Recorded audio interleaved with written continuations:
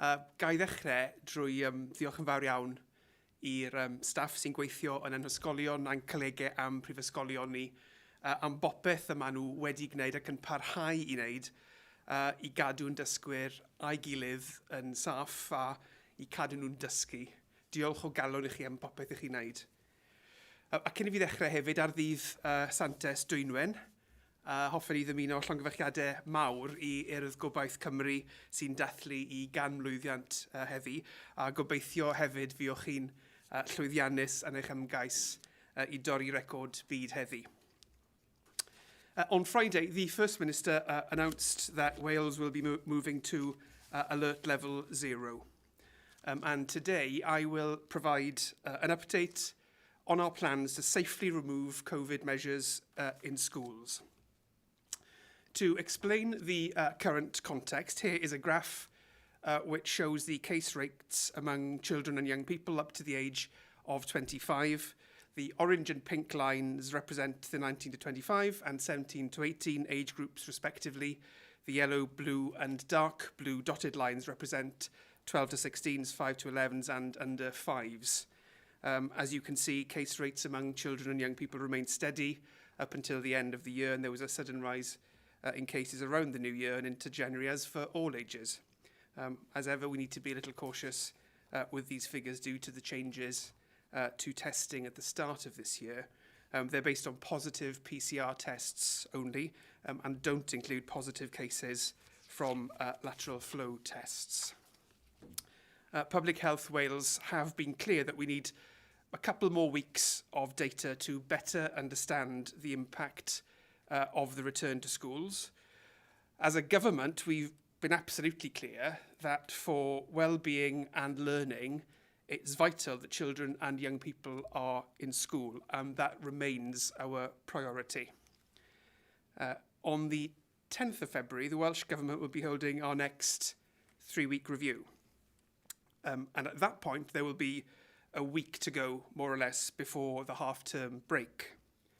On the 10th, if the evidence supports it, we'll be able to confirm that schools should return to making local decisions in line with the COVID framework, so that schools have completed that process by the beginning of the new half-term. In the meantime, I'm asking that schools work with their local authorities and public health advisors to determine the measures they may need to take based on their local circumstances, if, as we all hope, they are able to return to the local risk assessment under the framework. We've always tried to give schools time to plan, and I believe that this provides schools with enough time to be able to make the necessary changes if needed, and it also allows us, importantly, an opportunity to continue to monitor the data. I know that some special schools in particular have found the ability to stagger start and finish times helpful, and so I'm saying today that I plan to extend that option so that the small number of schools using that flexibility can continue to do so until half-term. And after half-term, I would expect all schools to revert to their normal timetable.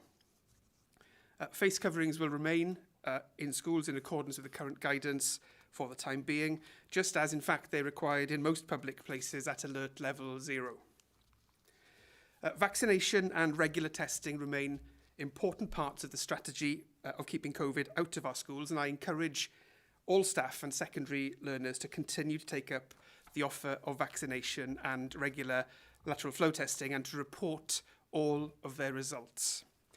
And it's vitally important that anyone with symptoms of COVID don't come to school. Instead, they should self-isolate and take a test. Good ventilation remains vitally important. I'm pleased that every classroom in Wales should now have a CO2 monitor, which helps staff to manage ventilation in classrooms by identifying potential areas with poor ventilation. Where schools face challenges, we've provided over £95 million to support school maintenance, such as repairing windows or replacing air filters in air handling units. And yesterday, I received advice from our technical advisory group, which emphasised the importance of ventilation and provided further advice on the use of air cleaning devices in specific circumstances. In the majority of cases, simple steps such as improving mechanical systems or installing internal or external vents to help air circulate should be enough. But over the coming days, we'll publish this advice, which offers guidance to local authorities on the use of the air cleaning devices in the small number of cases where they are needed. Finally, I'll turn to examinations. Qualifications Wales has been consistent in saying that exams will go ahead this year. And to repeat, my message to learners for schools and for colleges is that exams and assessments will go ahead unless the public health situation makes it impossible to physically run them, which we do not envisage. All countries across the UK are continuing with exams, and to do otherwise in Wales would also risk putting our learners at a disadvantage against learners in other parts of the UK. We are clear that exams and assessments remain the fairest way of assessing learners, even in these difficult circumstances. We know that alternative options, such as centre-determined grades, in fact mean less opportunity for teaching and learning in the classroom and can introduce their own inequities as well. Adaptations to exam content have been put in place to account for the disruption faced over the last 2 years so that assessments are as fair as possible. Many exams will be shorter and will cover less material to reflect the reduced teaching time many students have experienced. We in Wales have been able to put in place more adaptations than other parts of the UK, and these will enable teachers to focus their time on the key areas for learning. The majority of vocational qualifications are regulated by Ofqual in England, and working collaboratively with Qualifications Wales, we're working with colleges to ensure that learners are able to access appropriate adaptations this year. We're also providing £24 million of additional support to focus on the well-being, learning and progression of learners sitting their exams and final assessments this year. I encourage all learners in exam years to talk to your schools and colleges about what additional support and flexibility might be available to help you progress with confidence. I'll now take questions from journalists, gan gychwyn gyda Bethan Lewis o BBC Wales. You said face coverings will remain in schools for the time being. Can you clarify whether that means in classrooms too, which was an additional measure you introduced at the end of November? And what do you mean by the time being? Is it until half term, as the First Minister indicated, or could it be sooner than that? Well, the wearing of face coverings in schools has been an important contribution to being able to ensure that we make sure schools remain safe places to learn and that we limit transmission of COVID in schools. The current guidance requires that all staff and secondary learners wear face coverings not only in communal areas but also in classrooms, and that is the guidance which is being continued. There will be an opportunity to review that, of course, on the 10th of February, but my expectation at the moment is that that would extend until the end of this half term. And my hope and intention is, subject to the data, that by the beginning of the new half term, we will be seeing schools operating fully in accordance with the local COVID control frameworks, including in relation to face coverings. Sorry, could you answer that in Welsh as well? Wrth gwrs. Mae gwisgo gorchydd ar yr wyneb wedi bod yn rhan bwysig o'r ystod o fesurau sydd gyda ni i sicrhau bod ysgolion yn parhau i fod yn lefydd diogel a hefyd yn caniatáu i ni gyfyngu ar trosglwyddiant Covid. Felly mae'r cyngor presennol yn gofyn i staff ac i ddysgwyr mewn ysgolion uwchradd, nid yn unig i wisgo mygydau mewn ardaloedd cymunedol, ond hefyd i wneud hynny mewn ystafell ddosbarth pan dwi ddim yn bosib i gadw ar wahân, a'r cyngor hwnnw sydd yn cael ei barhau. Bydd wrth gwrs gyda ni gyfle ar y degfed o Chwefror i edrych eto ar hyn, ond fy nisgwyliad yw bydd y cyngor hwnnw'n parhau tan ddiwedd y hanner tymor hwn, ac erbyn cychwyn yr hanner tymor nesaf, bod ysgolion yn gweithredu ar sail y fframwaith yn gyson gyda'r data yn y cyfamser, a mae hynny'n cynnwys hefyd yn cyd-destun mae gydau. Diolch yn fawr. Allwch chi ysgolwch na ateb y cwestiwn nesaf yn Saesneg ac yn Gymraeg hefyd. Essentially, you've said today that very little, nothing's changing really for at least a month. At the same time, restrictions on hospitality are being loosened, and nightclubs are reopening. Why are children and young people still having this very restricted experience of school? Well, what I'm saying today is that schools should start now from after the end of this week, when we've moved to alert level 0, to work with their local education authorities and with their public health advisors to assess what measures they would need to put in place if and when they return to the framework, moving away from where we are at the moment, which is a set of assumptions around very high protections in schools. On the 10th, we will be able to form a view about the situation overall, and I hope we'll be in a position to say to schools then they can begin to operate on the basis of the framework so that that is fully in place by the start of the new half term. We have always been clear that the beginning of a school year causes more contact in communities at large, and therefore, we have seen in the past an increase in transmission leading from that. Because of the change to testing policy, there's a need to leave a little bit more time for the data to become clear on that, as I mentioned in my comments.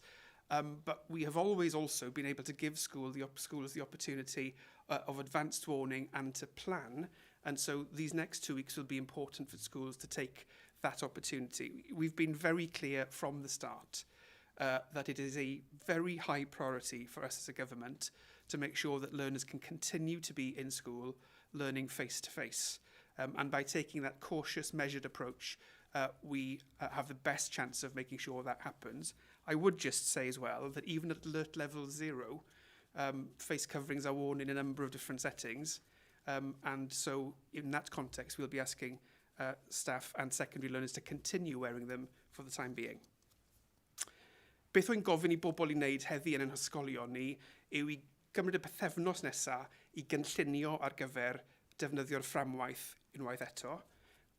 Rwy'n gobeithio yn gyson gyda'r data byddwn ni mewn sefyllfa ar y cyfnod review nesaf I ddweud wrth ysgolion bod e'n bosib nawr I gychwyn I wneud hynny fel bod y cyfan yn ei le ar gyfer cychwyn y tymor nesaf.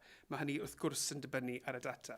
Yn y gorffennol, rydyn ni wedi gweld lag yn y data ar ôl cyfnod pan mae ysgolion yn ail-agor, fel bod hynny yn cynyddu trosglwyddiant oherwydd contact cyffredinol yn ein cymdeithas ni fel sydd yn digwydd. Ond gan bod ni'n blaenoriaethu addysg, mae'n holl bwysig bod ni'n gwneud popeth gallwn ni sicrhau bod ein disgyblion ni'n gallu bod yn ein ysgolion ni yn cael eu haddysg wyneb yn wyneb, a wrth gymryd camau sydd yn gymesur ac sydd yn ofalus fel hyn, dyna'r ffordd orau sicrhau bod ni'n gallu wneud hynny. Ellie Pitt, ITV Wales. Thank you, Minister. Turning to your announcement today on exams, how confident are you that this is the fairest way forward, particularly when it comes to universities comparing students who may have centre-determined grades over the last few years compared to those taking exams this year? Yes, I am confident that this is the fairest way, even in the challenging circumstances in which schools have been operating. And I do absolutely recognise that learners across Wales will be anxious about sitting exams. This summer we've had a series of exams in November, and we've got a series of exams, I think, coming to an end today, in fact. So, I know that learners have been anxious around sitting exams, perhaps for the first time. But what I would say to learners and to schools and to parents is that these aren't going to be exams such as they were in the summer of 2019. So we've already announced, our Qualifications Wales has announced, that the grading of those examinations will reflect the disruption that's happened in the meantime. Where there's non-examined assessments, the results from those will also continue, obviously, to be relevant. In Wales, we've been able to make, because of the way our exams are structured, more adaptations really than other parts of the UK. So some of that is about reduction in content. Some of it is about advanced warning of the content to be examined. And some of it is about providing additional resources in relation to those particular exams. What I want to see is that anyone sitting, for example, GCSEs this summer, is able to progress to the next stage of their education journey or whatever they choose. And for those doing A-levels this summer, I want them to have a level playing field with those sitting exams in other parts of the UK. I don't want them to be disadvantaged. And I think it would also be challenging to say that an entire cohort of students had gone through our school system without the opportunity of sitting an external examination. I know, for example, that the November series was run successfully. 23.5% of students had A star to A, 61% had A star to C. So I congratulate each one of those students, and I wish well every student that's been sitting exams over the course of the last week. But in addition to that, just before Christmas, I announced a package of further support which will enable students to have personalised advice on the best options for them to be looking at based on their own personal circumstances. I want to make sure that students feel both that there is a fair system and that they feel confident that we want to make sure they get the best outcomes this summer. On mask wearing, by putting the onus back on schools and local authorities, can you see a situation where some schools might keep face coverings and others don't? And are you comfortable with that? Well, at the moment, based on the guidance I gave before Christmas, schools are operating at the very high end of the range of protections available to them in school. We've seen transmission numbers in society at large coming down, but they're still at roughly the sorts of levels that we had before the Omicron wave took off. And at that point, there were schools in Wales at all points on that framework. So some were operating at the low end, some were operating at the very high end. And the point is that those flexibilities, if you like, enable a school to respond to the local circumstances which that school faces. So that is, if you like, the point of the framework. And as we move beyond Omicron, it's right that we move back to that level of local response. And so I would anticipate there being, at the right moment, a range of approaches in schools, but they will be making those judgments as they have with advice from their local education authorities and public health colleagues. Thank you very much. Abby Whittick from Wales Online. Good afternoon, Minister.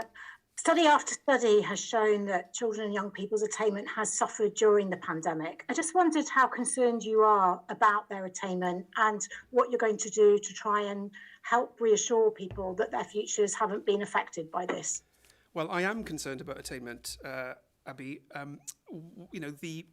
The underlying purpose, if you like, of the very significant sums of money, over 230 million, I think, in the last year, that we've invested in Wales in the Renew and Reform programme, which is our response in schools to COVID.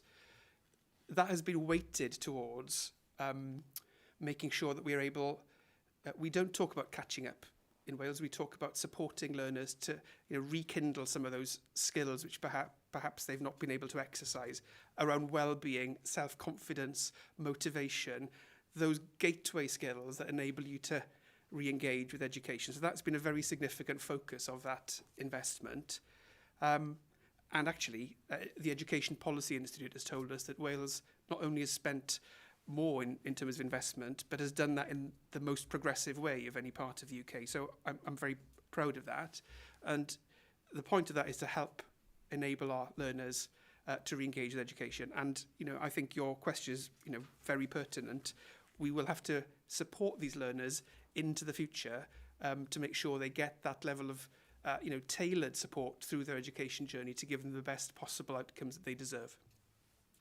Thank you. Of course, some of that attainment that students feel they've lost is among exam years.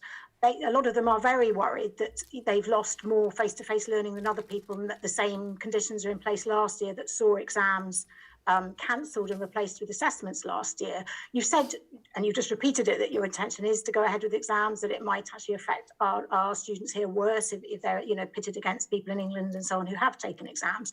Are you going to look at a sort of robust appeals process, a bit like last year? Are you going to have different exam results days to allow people to appeal? What are your views on appeals and how they should be allowed and how that process should happen with results days?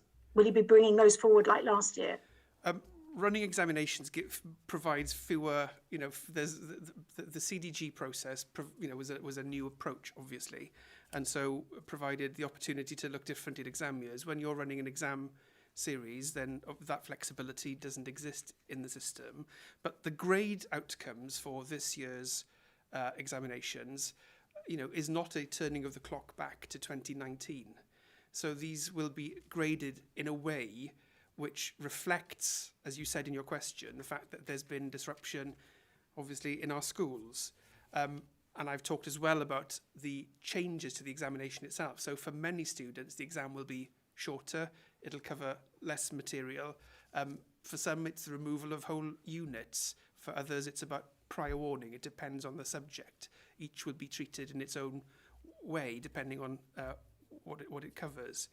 And the point of that is to say to learners and to schools, really, that these exams are tailored for the circumstances that we are facing. And I think in light of that, they're the fairest way of assessing our learners. Ifan Davies o Newyddion. Siwmai, fe welon ni'n eitha o'r adroddiadau unwaith eto o staff yn Rhif Deg a Boris Johnson yn ymweld â parti o fewn yr adeilad. Bore yma ni wedi gweld heddlu'r Met yn cadarnhau bod nhw'n mynd i ymchwilio mewn i'r digwyddiadau dros yr wythnosau yn ystod y cyfnod clo. A'ch ymateb chi I beth I chi'n gweld yn y papurau dros yr wythnosau diwetha a ymddygiad y Prif Weinidog? Wel, byddwn ni'n ategu sylwadau Prif Weinidog Cymru ar y radio bore yma yn yr hyn ddisgrifiodd i'r sefyllfa. Ifan, mae'n gwbl amlwg wy'n credu beth mae'r dystiolaeth yn dangos, ac felly wy'n credu bod e'n gwbl amlwg I ni gyd beth ni'n credu dyle'r Prif Weinidog yn San Steffan I wneud. Mae cadarnhad wedi dod heddi nawr bod yr adroddiad gan Sue Graham yn mynd I gael ei oedi tra bod yr ymchwiliad gyda'r heddlu yn cael ei gynnal. Chi'n meddwl bod hwnna'n dderbyniol? Wel, mae'r pethau yma yn digwydd yn sgil proses gyfreithiol sydd yn digwydd pan mae'r heddlu yn rhan o'r proses. Mae rhaid sicrhau bod yr elfen honno'n digwydd mewn ffordd sydd yn gyson gyda'i prosesau nhw, gyson gyda'i ffyrdd nhw o weithredu I sicrhau bod yr hyn sy'n digwydd yn deg. Felly, wy'n credu bod rhaid aros I weld beth sy'n digwydd yn sgil hynny yn San Steffan. Diolch. Next, please, Jordan Howell from Global Radio. Thank you, Minister. With the changes to travel restrictions looming, we now know that Wales will also go ahead with those next month. Are you concerned about the potential rise in cases with families returning from abroad across the half term? And what advice would you give to parents taking their children abroad? Well, as you know, there are significant changes being introduced from the 11th of February, removing really almost all restrictions for fully vaccinated passengers arriving in the UK. Eligible fully vaccinated passengers will no longer need a pre-departure test before coming back to the UK, and it'll be a question of completing a passenger locator form. There are some more requirements in place for unvaccinated travellers. The approach really is one of, doing this reluctantly, I suppose, given the significant practical difficulties which are associated with diverging from the arrangements announced by the UK government. Our approach in Wales has obviously been throughout a cautious approach, and we would continue to advise families to think carefully about how they can make sure that they are themselves kept safe, to look at all the relevant guidance when they are travelling internationally in relation to travel itself, the requirements, and the requirements at the other side of the journey, if you like, and to continue to conduct themselves wherever they are using the very familiar set of protections that we have here in Wales, and to, I think, take extra precautions whenever they can, but to make those judgments, in a reflective and considered way. Thank you. And I'm sure you will have seen the letter a 7-year-old girl sent to Boris Johnson telling him she cancelled her birthday party because it was against COVID rules. Young people in Wales will have also had their parties cancelled. What would you say to them as they see people like the Prime Minister break those rules? What I would say to them is I'm grateful to them, as the Welsh Government is in its entirety, for the way in which they have observed the rules. We have, throughout the period of COVID, seen in Wales very high levels of support for the approach which we've taken here. People have complied with very, very significant infringements on their way of life, because they recognise that that is the best way of keeping others safe, and that even when it has come at incredibly significant personal inconvenience to them, they have followed the rules. They're entitled to expect that from their political leaders as well. But my message to them is, we continue to thank you for the contribution you make to keeping yourselves and all of us in Wales safe. Annie Smith from CGS News, please. Thank you, Minister.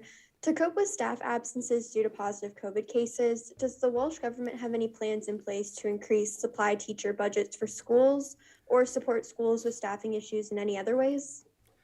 Thank you, Annie, for that. It has been a challenge in schools to make sure that there is sufficient staff cover, and we've seen during the autumn term that was a very, very acute challenge, and it has continued to be a challenge for many schools in this term, though I think at a less significant or less challenging rate across the system. Though obviously, if you're in a school where that's a challenge, it is certainly a challenge. What we've been doing during the last academic term, we continue to do is work with the supply agencies and local education authorities to see what we can do to encourage supply teachers to come back onto the rolls. In some parts of Wales, that has involved financial incentives actually from the agencies to try and do that, and we will continue to work with our partners to see what more can be done. What we've done in Wales, which is specific here, is that at the start of the last academic term, to respond to the impact that COVID had on the induction of newly qualified teachers, we provided 400 placements in school, paid placements obviously, to enable those teachers to continue on their training journey. And that, I think, has helped provide extra capacity in our schools, and we have continued that into this term as well. So there'll be 400 teachers having their placements continued in this academic term as well. In addition to that, I would just say that quite significant sums of the Renew and Reform programme have been spent on providing additional capacity to respond to COVID more broadly in our schools, the equivalent of about 1,800 full-time posts. And so, we will always look at what more we can do, but I think those steps demonstrate the seriousness of intent that we have as a government to support our schools and support our local education authority partners. Thank you very much. Thank you, Annie. Harry Hansen from That's TV, South Wales, please. Thank you. Good afternoon, Minister. At Swansea University, Professor Nicola Gray has argued that the return to schools will have a huge impact on pupils' well-being and engagement following 2 years in and out of lockdowns. How is the government planning on helping schools tackle this problem? Well, just to start, Harry, I think everybody, certainly the Welsh Government and everybody in the education sector in Wales, is very clear that where we want our learners to be is in school, in college, having the opportunity of that face-to-face contact with their teachers and the lecturers and their peers. That's important from an educational point of view, but it's also important from a well-being point of view. And just as you were indicating in your question, even when we are able to provide, as we are in a much better way now, the kind of blended learning for those times when it's necessary, that is no substitute for being in school itself. So whenever I speak to teachers, they are very pleased that we're able to make sure that happens. But that does bring with it extra challenges to try and help our learners to readjust, if you like, to being back in school and responding to COVID, and also to support our teaching and wider education staff in doing that. And so, that has been very much the focus of our Renew and Reform investment. We've tailored that investment so it reflects, it supports early years, it supports post-16, it supports vulnerable and disadvantaged learners, and it supports those learners in transition years. And those 4 groups, if you like, are the ones that we know from a lot of evidence and experience at this point are the ones which have been most acutely affected and whose well-being needs most support. So on the one hand, we have that COVID-specific set of responses, but as you may also know, we are rolling out our whole school approach to mental health and well-being, and been able to significantly increase the level of investment we'll be making into that, so that there's additional support across the school system, both for learners and for teachers, to make sure their well-being is supported. Thank you for that. And kind of following on from that, I suppose, recent reports have suggested that after 2 years of spending lessons on Microsoft Teams and on Zoom, GCSE students will be steering clear of computer-centric fields. Sorry, I must apologise for the noise there. Is this something that concerns the government? Well, I think there are a set of challenges in your question there, Harry. What we've seen in Wales over the course of the last 2 years is a very, very significant increase in the investment that we've been able to make into technology in our schools. Now, some of that has been around providing kit, if you like, so laptops, tablets, and so on for learners. We continue to have ambitious plans to do even more in relation to that, by the way, including over the course of the rest of this year. But we've also been able to make sure that that blended offer that you're referring to in your question is able to support our learners. As people come back into school, I can absolutely understand the fatigue of doing that, but some of the funding we've provided will support learners to have those personal conversations with their tutors to make the best choices for them. Thank you so much. Thank you, Harry. And finally, Tom Magner from Carers World Live. Thank you very much indeed, Minister. Viewers who are associated with special schools will welcome your earlier announcement on that subject, but can we take a wider view? What steps are you taking to help the physical and mental health of young carers and young adult carers in mainstream schools? Well, Tom, the point you make is very important. So we have throughout had a focus on making sure that young carers have additional support. And so if you were to go on to Hub, which is our digital network for schools, you would find a set of resources there which supports young carers both in their own well-being needs, but also supports our teaching and support staff to be able to support our young carers. But I think I think the sorts of issues we've just been talking about, which is around well-being and around confidence building and a sense of being back in a school environment, I think in a sense are magnified if you have yourself a separate set of responsibilities at home. So the tailored way in which our funding support for schools is designed comes also with the ability for schools to have high levels of flexibility for how they use that support so that it can be tailored for the needs of young carers as well as others. Thank you for that. How much do you worry that whatever steps you take in terms of schools, that you risk people, pupils, staff, and anyone who works in the schools taking COVID home to vulnerable families?